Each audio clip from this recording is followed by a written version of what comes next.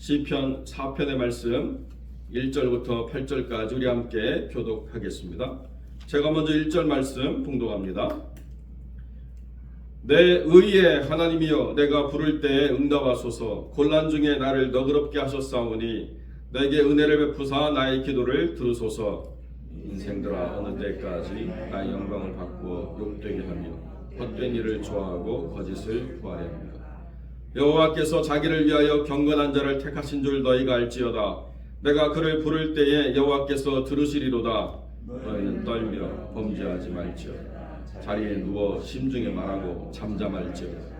의에 제사를 드리고 여호와를 의지할지어다. 여러 사람의 말이 우리에게 선을 보일 자 누구냐 하오니 여호와여, 주의 얼굴을 들어 우리에게 비추소서. 주께서 내 마음에 주신 기쁨은 그들의 곡식과 새 포도주가 풍성할 때보다 더하니이다. 내가 평안히 눕고 자기도 하리니 나를 안전히 살게 하시는 이는 오직 여호와이시니시나. 아멘. 본문의 말씀을 가지고 누가 선함을 보여줄까 질문할 때라는 제목으로 이 말씀을 함께 나누겠습니다. 오늘 본문의 말씀은 기도로 시작합니다. 오늘 본문은 많은 곤고함 가운데 이 시 자체가 기도로 시작하는 특별한 형식을 보여주고 있는데, 왜 그런가? 하나님을 고백하는데요, 내 의의 하나님이다 이렇게 고백하고 있습니다. 그 이야기는 무슨 뜻이냐? 하나님이 나의 의로움이시다는 말도 되지만 내가 의롭다라고 하는 것을 하나님이 인정해 주시는 하나님이시다는 거예요. 그래서 지금 하나님이 은혜를 베풀어 주시길 기도하는 이 다윗이 무엇을 바라느냐? 나의 의로움을 세상 사람들이 비웃고 무시하고 조롱하고 또 회방하려 할 때에 나의 의로움을 아시는 하나님만이 이 모든 상황을 다스리실 수 있기 때문에 나의 의로움을 아시는 하나님께 기도함으로 이 상황을 하나님이 해결해 주시기를 간절히 바라는 마음을 품고 이 시를 우리에게 전달해 주고 있다는 것입니다. 우리의 발음, 우리의 정직함, 우리의 선함이라고 하는 것들을 회방하는 많은 사람들의 조롱과 또 비웃음과 거짓들이 가득한 것이 이 세상이고, 때로는 교회도 그런 일들로 몸살을 앓는 경우가 있기도 하죠. 나의 의로움을 하나님이 알아주신다라고 하는 것 이외에 기대할 것들이 없는 곳에서 우리가 어떻게 살아갈 것인가? 그때 우리는 시편의 4편 말씀을 다시 돌아보고 하나님의 은혜를 붙잡아야 된다는 것입니다. 나의 영광을 바꾸어서 욕되게 하고 헛된 일을 좋아하고 거짓을 구하려는 세상 사람들 가운데서 내가 올바르게 살아가려고 하고 내가 하나님 보시기에 부족함이 없는 삶으로 살려고 한다라고 하는 것이 때로는 지치고 괴로울 때가 있다는 것입니다. 아무리 그런 것에 신경을 쓰지 않으려고 해도 사람들의 한마디 한마디가 나를 좌절하게 하고 사람들의 비방과 거짓이 모든 선한 일들을 이루어가는 데 있어서 우리의 발걸음을 더디게 할 때가 있다는 거죠. 그때 믿음의 사람이 보여줄 수 있는 게 뭐냐? 하나님께서 하나님 스스로를 위해서 경건한 자를 택하셨다라고 하는 것을 정확하게 드러낼 수 있는 믿음의 증거가 있을 때, 그때 하나님께서 우리를 통해서 하나님 일을 하신다라고 하는 분명한 확신과 증거를 우리가 갖게 된다는 것입니다.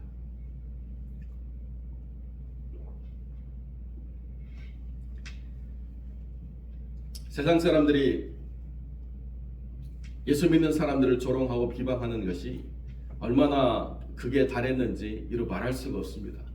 심지어는 갖다 붙이면 다 교회의 잘못이고 갖다 붙이면 다 기독교인의 문제인 것처럼 조롱하는 것들을 희화하는 그런 일들로 세상의 모든 생각과 사고가 이제 문화 전반에 스며들어 가지고 교회나 기독교나 또는 교회 어른들을 아주 조롱하는 것들을 아주 대단한 일을 향하는 것처럼 그렇게 표현해내는 그런 상황들이 너무나도 많이 있는 세상을 봅니다.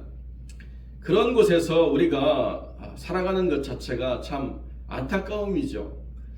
그런데 우리가 그럼에도 불구하고 하나님이 우리를 택하셨다라고 하는 증거로 드러나야 될 때를 하나님이 예비해 놓으셨다는 것만큼은 너무나도 중요하다는 것입니다. 심지어 세상도 그렇지만 교회에서도 그런 일들을 우리가 벌이는 순간을 볼 때가 있다는 거죠. 열심히 섬기고 봉사하는데 툭 한마디 던지면 그 섬김과 봉사가 한순간에 이상하게 색깔이 입혀지는 것을 우리가 볼 때가 있습니다. 열심으로 섬기고 봉사하는데 누가 지나가면서 한마디예요. 그래 이번에 우리 장로 뽑는데 열심히 해야지. 이번에 권사 뽑는데 열심히 해야지. 이런 식으로 한마디 툭 던져놓고 가면 나의 선한 섬김과 수고가 마치 뭐가 되기 위해서 열심으로 하는 것처럼 그렇게 퇴색될 때가 있기도 한 것이죠. 그러니까 무엇 때문에 섬기고 봉사하는 게 아니라 하나님을 기쁘시기 위해서 함에도 불구하고 사람들이 자꾸 거기에다가 다른 색깔을 입히려고 하는 것도 있을 수 있는 것이 사람의 생각입니다. 그런데 다윗은 어떻게 지금 그 속에서 버티고 났느냐? 하나님을 경외함이 그 마음에 있고 신중에라도 내가 말을 제어해서 헛된 말이 나가지 않도록 스스로를 다스리고 의로움의 제사를 하나님께 드리면서 날마다의 삶을 하나님 의지하며 살아가는 삶을 계속 유지시켜 나가고 있는 그것이 다윗이 보여줄 수 있는 유일한 삶의 자세라는 것입니다. 기적이 일어나고 대단한 사건이 만들어지고 엄청난 일들을 발휘할 수 있는 무엇인가를 우리가 얻어내는 그러한 높은 위치에 있어서가 아니라 나라고 하는 사람이 하나님 앞에서 하나님을 경외함을 가지고 심중에라도 누워서 나 혼자 있을 때 말로라도 내가 행여 범죄할까봐 스스로를 다스리면서 하나님 보시기에 합당한 의로운 예배자로 서고 날마다 하나님을 의지하는 삶을 쭉 살아간다라고 하는 이것이 언제든지 내 삶의 중심에 있다라고 하는 것을 다윗이 늘 기억했다는 것입니다. 사람들이 뭐라고 이야기하느냐? 우리에게 선한 것이 무엇인가를 보여줄 사람이 누구냐라고 이야기할 때 그때 다윗이 뭐라고 이야기합니까? 여호와여 주의 얼굴을 들어 우리에게 비춰 주소서. 여러분 극장에 가면 암전이 있죠. 깜깜한데 갑자기 핀포인트 조명이 촥 켜지면서 어느 한 사람을 딱 부각해서 그 사람만 등장시킬 때가 있습니다. 그 사람만 등장시킬 때가 있습니다. 모든 사람의 관점이 그 찬란하게 빛나는 단 하나의 조명으로 비춰지는 그 한 사람을 바라보게 할 때가 있죠. 바로 그때라는 거예요. 하나님께서 얼굴을 들어서 우리를 비추시면 됩니다라고 다윗이 지금 이야기하고 있다는 것입니다. 세상 사람들이 선한 게 뭐냐라고 이야기할 때 다른 이야기 하나님이 그 사람들에게 이야기하지 않으시고 빛을 비추셔서 하나님의 얼굴에 빛을 비추셔서 우리를 딱 드러나게 하시면 됩니다 하나님이라고 다윗이 이야기하고 있다는 거예요. 여러분 여기가 얼마나 멋진 믿음의 사람입니까? 세상 사람들이 그렇게 외면하고 조롱하고 비웃으면서 선함이 어디 있느냐 의로움이 어디 있느냐라고 이야기할 때 주님이 아무 말씀도 하실 필요가 없다는 거예요. 변명하실 이유도 없고 대화할 이유도 없고 그냥 주님의 얼굴빛을 들어서 정말로 예수를 제대로 믿는 사람들을 딱 비추셔가지고 그 어두운 가운데 그 사람이 드러나기만 하면 세상이 잠잠해진대요. 이게 하나님의 역사라는 것입니다. 이번에 한국의 대통령이 기자들을 모아놓고 여러 가지 이야기하고 있는데요. 외국에서 온 기자가 딱 질문하더라고요. 북한에 억류되어 있는 한국인들 어떻게 할 거냐고. 대통령이 당황해가지고 물어보더라고요. 우리 국민이 잡혀 있어요. 막 이렇게. 여러분 중국 단동에서 탈북 난민들 도와주던 목사님들이 여러 잡혀갔습니다. 10명이 넘는 목사님들이 그 힘들고 어려운 탈북자들을 중국에서 구출해 내려다가 북한의 체포조에게 끌려가가지고 납치돼서 생사도 확인하지 못한 채 지금 십몇 년 동안 아무 소식을 듣지 못하고 그렇게 있는 상황인데, 누가 그 상황을 해결할 것인가 질문할 때 그 나라의 대통령이 그런 상황조차 인식하지 못하고 있다는 것이 얼마나 안타까운 상황입니까? 예수 믿는 사람들이 뭐 한다고 사람들이 조롱하면서 너희들의 의로움이 무엇이냐라고 이야기할 때 다른 게 필요 없다는 거예요. 하나님의 얼굴을 들어서 그 하나님의 신실하신 믿음을 기뻐하시는 그 사람들을 딱 비춰주시기만 하면 세상이 잠잠해지는 거예요. 난곡이라고 하는 동네가 있습니다. 신림동 바로 뒤쪽에 정말 가난한 사람들이 사는 그 동네에 한 목사님이 아이들을 받아가지고 키우는 베이비박스를 만드셨어요. 그냥 아무런 이유도 묻지 않고 그 박스 안에 아이가 들어가기만 하면 낮이고 밤이고 알람이 울려가지고 핏덩이 그 아이를 데려와서 살게 하는 사역을 수십 년간 하시고 그렇게 생명을 살리는 일을 해오셨다는 거예요. 세상이 뭐라고 하든, 세상이 어떤 일들로 조롱하든 묵묵히 자기가 있어야 될 자리를 지키면서 그 의로움의 예배자로서의 삶을 하나님 안에서 세상 가운데 드러나는 일을 쭉 하니까요. 거기에 댓글들을 보니까 나는 예수 안 믿고 나는 불교신자지만은 저 목사님이 하시는 일들이 너무 감동이 되어서 내가 계속 후원하고 있습니다. 목사님 천국 가실 거예요. 막 이렇게 써놓은 댓글들이 있더라고요. 우리에게 선을 보일 자가 누구냐라고 세상이 조롱하면서 질문할 때 하나님이 그 사람들 앞에서 변명할 필요가 없이 늘 언제나 하나님을 경외하고 심중에라도 내 언어를 하나님 보실까 두려워하면서 절제하고 올바른 예배자로 주 앞에 서서 하나님을 하루하루 의지하며 살아가는 그 삶을 하나님이 딱 드러내어 주실 그때에 세상은 잠잠하게 된다는 것입니다. 선함에 대해서 조롱하는 그 말들을 그치게 된다는 것입니다.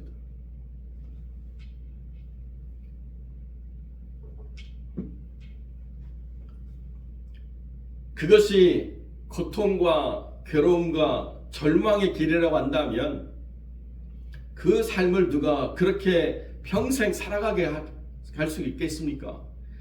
한때 잠시 의지로 노력으로 행하다가 이내 곧 시들어져 가지고 다 그만두고 연결하지 못하는 삶에 단절이 있는 것이 사람들의 생각인데요. 하나님이 계속 그렇게 하나님을 믿고 따르는 사람들에게 무엇을 주시느냐? 그 마음에 기쁨을 주신대요.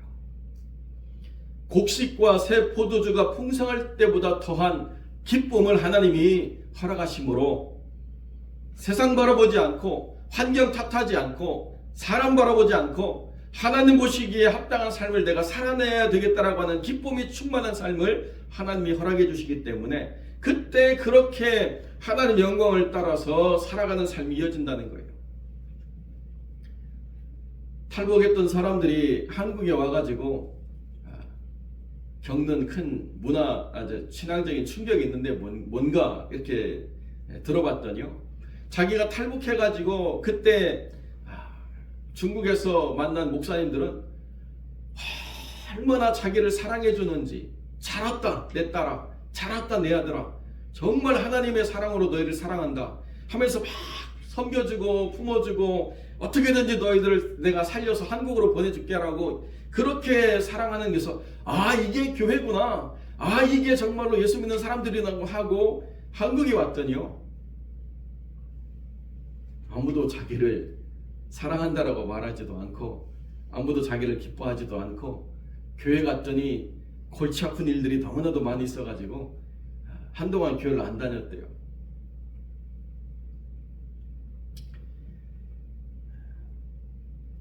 새 곡식과 새 포도주의 기쁨으로 사람들이 기뻐하는 기쁨보다 하나님의 그 거룩하신 얼굴 앞에서 내 스스로를 하나님이 기뻐하시는 것을 보면서 내가 누리는 기쁨으로 내가 충만하려고 할 때 교회는 세상에게 이게 교회라고, 이게 우리가 보여줄 수 있는 예수 믿는 사람들의 선함이라고 하는 것들을 말할 수가 있다는 것입니다.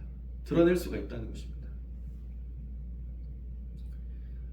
우리가 왜 교회로 모여서 왜 무언가 기대하면서 살아갈 이유가 뭐가 있느냐?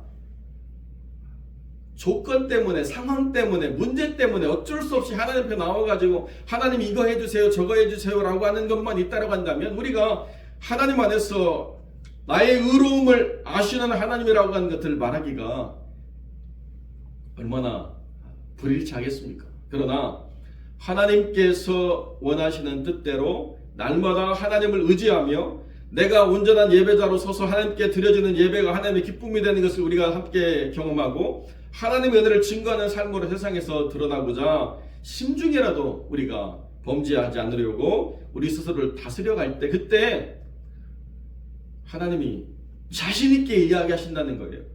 이게 내가 택한 사람이다. 이게 나를 위해서 세운 경건한 자다. 이 사람들을 봐라. 이게 너희들에게 주는 나의 답이다.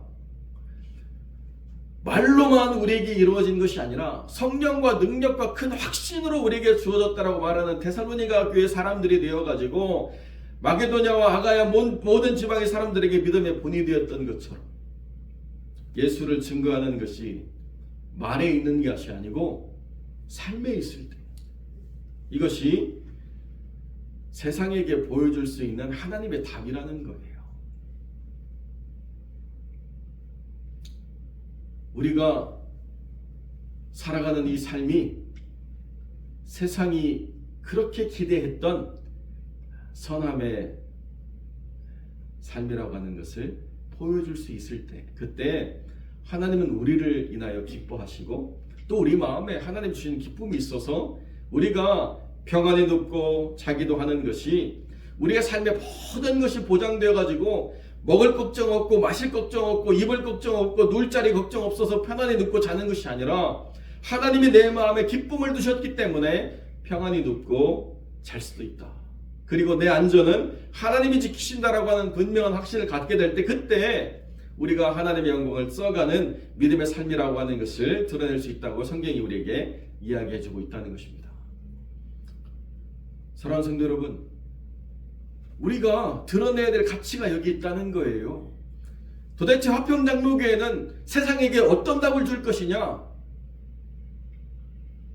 하나님 앞에 온전한 의로움의 제사를 드리는 예배가 있습니다. 하나님 앞에 행여 우리가 범죄할까봐 우리 스스로를 다스려가면서 하루하루를 하나님께 내어 맡기고 의지하는 삶이 있습니다. 뭐가 더 필요합니까? 라고 우리가 말할 수 있을 때 하나님은 세상에 대해서 다른 이야기 하신다는 것이 아니고 그냥 이 어두워진 세상 속에서 조명 하나를 이 화평장로교에 딱 비추셔가지고 여기 이 사람들을 봐라. 이게 내 답이다. 이렇게 말씀하고 싶다는 거예요. 그때 우리가 기뻐할 수 있고요. 그때 우리가 평안할 수 있고 그때 우리가 모든 삶의 고민들을 하나님께 내어 맡기는 삶이 될 수 있다는 것입니다. 우리가 그러기 위해서 주 앞에 나와서 기도하고 우리가 그렇게 하기 위해서 하나님의 뜻을 묻고 있는 것 아니겠습니까? 참 여러 모양으로 우리가 하나님 앞에 부족한 것을 깨닫지만 그래도 완벽하기 때문에 하나님이 기뻐하시는 것이 아니라 삶의 목적과 자세가 분명하기 때문에 하나님이 기뻐할 수 있다는 것을 우리가 깨달아가야 된다는 것입니다. 이것이 하나님 우리에게 이루신 일이라는 거예요. 여러분 우리가 하나님께 집중하려고 해도 여러 가지 회방들이 우리의 삶을 뒤흔들 때가 많이 있습니다. 어제 하루도 참 많은 영적인 회복들이 있는 것 같이 느껴지는데요. 아내와 아이가 다 이렇게 시간을 맞춰가지고 차가 없으니까 한꺼번에 치과를 가서 따다닥 하고 착 나오려고 했는데, 아니 아무리 기다려도 의사가 나타나지를 않아요. 오후 시간에 한 2시간 반을 치과에서 기다렸는데요. 결론은 뭐냐? 죄송합니다. 손님들을 너무 많이 예약해놔가지고 도저히 오늘은 아무런 치료를 못하고 다음에 와서 해드릴게요. 순식간에 오후가 날아가 버렸어요. 그리고 와가지고 집에서 이제 빨리 음식을 준비해서 저녁을 먹으려고 하는데요. 갑자기 2층에서 뭐가 빵 떨어지더니 산산이 부서지는 소리가 나요. 올라가 봤더니 멀쩡하게 있던 물건이 떨어져가지고 아주 박살이 나서 또 밥 먹다 말고 그거 치우러 올라가가지고 정신이 없고 여러 가지 일들이 있습니다. 그런데 아내가 하는 말에 더 걸작해요. 사단이 박살이 났네. 깨진 건 물건인데 하나님이 우리를 승리하게 하실 것 같다. 막 이렇게 이야기하더라고요. 그래서 야, 그것도 참 걸작이다. 우리를 지치게 하는 일들이요, 여러 모양으로 있습니다. 사람도 힘들게 하고요, 환경도 힘들게 하고요, 영적으로도 힘들게 하고, 우리를 하나님께 집중하지 못하도록 소모시키는 많은 일들이 있습니다. 그때 여러분 지치지 않으셔야 된다는 거예요. 그때일수록 하나님을 의지하고 하나님을 기대할 때 하나님 우리에게 하시는 놀라운 역사가 있다. 우리는 전적으로 하나님께 집중하기 위해서 우리의 삶을 다른 데 소비하지 않겠다라고 결단할 때, 그때 우리를 살게 하시는 이가 하나님이시라는 것을 분명히 증거하는 믿음의 삶이 되게 하실 줄로 믿습니다.